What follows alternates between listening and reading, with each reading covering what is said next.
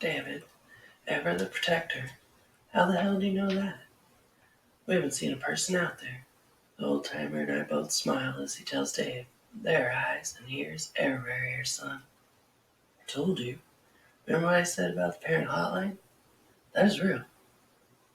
Turning back to the old timer. I'm sorry, but I really don't understand why you need to talk to me. Can we pull up a seat on that stump? It'll only take a couple minutes. With a shrug, I head for the log. The old timer deserves respect. He has seen it, done it, and it would just be better to get it over with now. Let's see. Alright, Rick bought this farm property about 10 years ago. It was quietly purchased, as everyone was placed under a gag order. Wait, what? Shaking my head to bring the clarity of the statement. Be patient, young lady. As I said, gag order was placed so that no one had the advantage of gaining this patch of land. Rick's will states that the first person who came to the river would be given property title. He went into more depth and detail, saying that if the will was being read, then the end of the legacy had come. His most precious memories were in this place and the people he loved most. So, young lady, this is all yours, from the levee as far as you can see south. What? Rick blew all of his money. What are you talking about? You see, that is what he wanted everyone to think. He didn't. He invested it back into the river and the land that made him who he was. It doesn't matter if you believe me or not. This land is yours now. It is a simple, straightforward matter. Just your name and a witness signature. Just wait. Jumping up from the stump, I knocked Dave over as he had been hovering. My God, I could not help but laugh. He had been taking a drink of water as he felt face first into the dirt. As he stood up, all we could see was a mix of sand and dirt all over his face, up his nose, and a cigarette that was bent like a stovepipe. There was no way to keep from laughing. The more he spit dirt, the funnier it became. Looking over to the old timer, I said, I'll look at the papers if you have them. Giving Dave a few minutes to gather himself. Oh, the old man had a spring in his step like he expected this to be harder than it had been. Could I please just get your name for my records while we look at the papers? With more sarcasm than necessary. Bridget Belmont. The old timer laughed. He just started laughing like I did at the stop sign. Except this was his inside joke. It was at my expense. Now what? Instantly bringing the reality of why I was at the river to the forefront once again. By God, he was right. He said if I found a girl crying here, more than likely it was going to be Bridget. I had no idea he was serious, like the old timer taking off his cap to scratch his forehead. There's a letter for you here, too. With shaking hands, I took the letter and walked to the riverbank. Dear Bridge, I know you're scared, angry, and pissed off. I'm sorry I broke my promise. Look at the river. This is where we all talked of dreams, adventures, and things we're all scared of. It only fits that you're here now, trying to grasp what to do next. We didn't know to be scared the day would come, that our time here would end. But we had a hell of a run. Our families, blood, sweat, tears built a damn good legacy. I always knew you'd be the one to come back. The river never stops pulling at our hearts. It will always be here. It's the heart of the loop. And I have one more request. Finish the loop, Bridge. Finish the loop.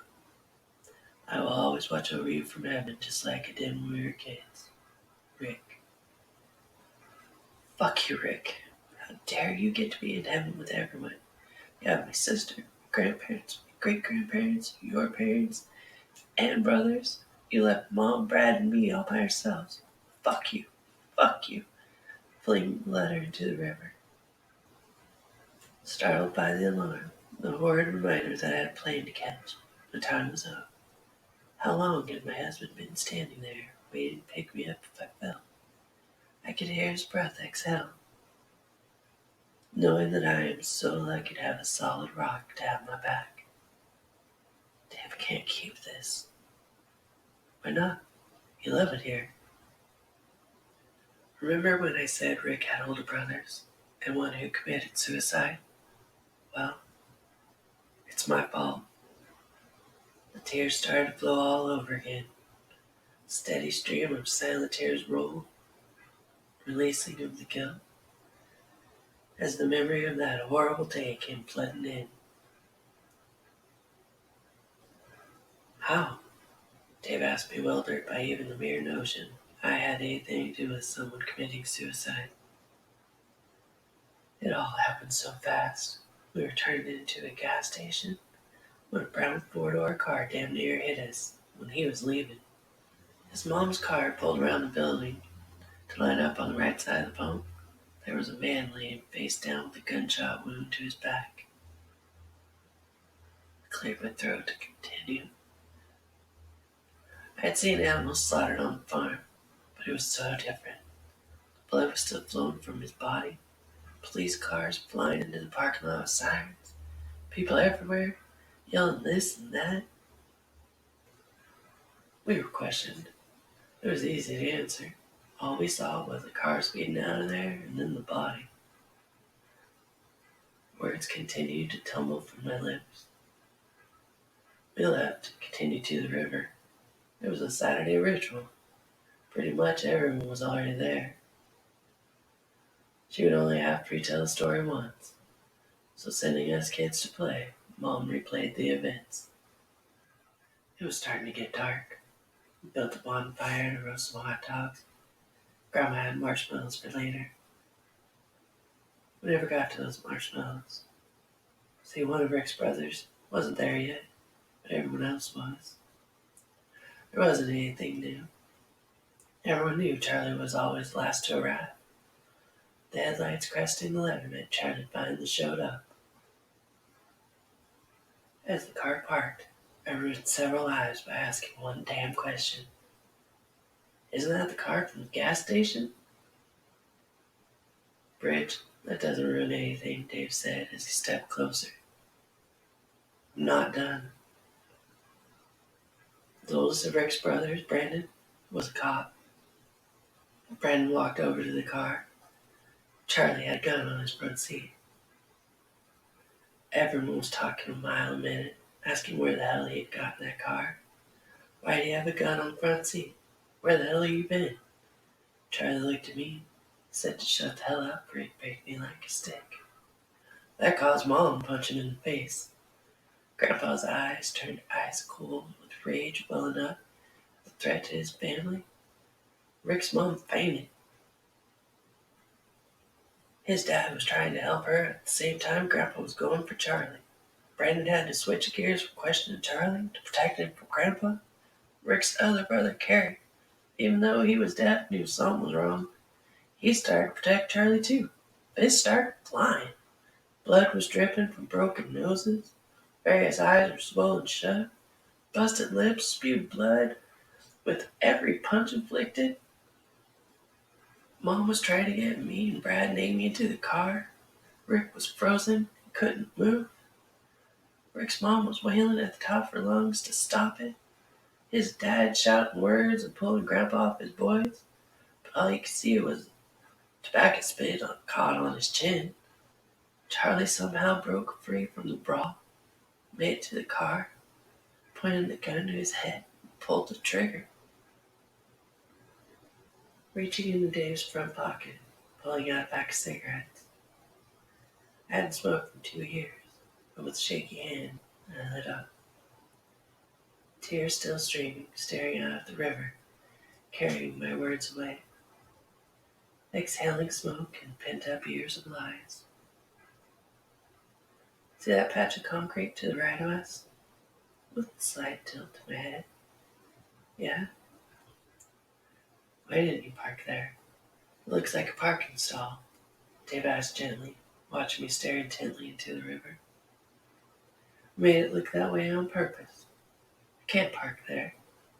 It's a makeshift headstone, a literal reminder that everything we knew was to be buried right there, never to be spoken of again. After Charlie shot himself, everyone panicked.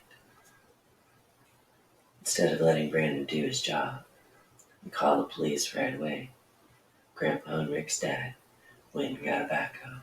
We pushed that car out into the river. Lighting another cigarette, I drew strength to keep going. We all lied. We said that Charlie had started a family fight, had been drinking, and taken that 45 from Grandma's side of the truck. My God, Dave, we told so many lies. It destroyed everyone. That was the cause of my first nervous breakdown. Why my mom moved us from here. Why I can't keep the property. The guilt's just too heavy. Sir, please go to this address on 10th Street.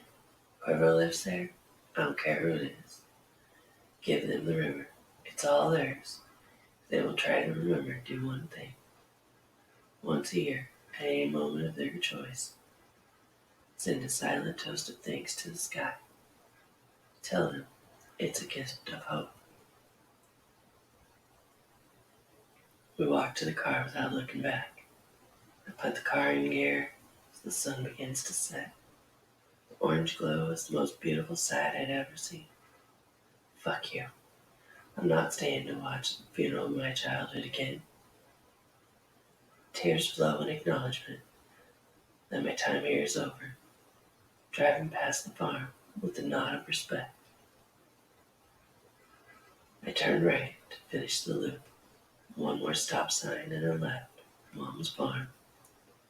Pulling the car over, opening the door, every combination of swear words I ever heard was screamed from the top of my lungs. Dave had no choice but to watch as I lost my shit in the middle of the road. This time there would be no voice yelling, "Bridge, your mom says to get home." There was no one left to tell her.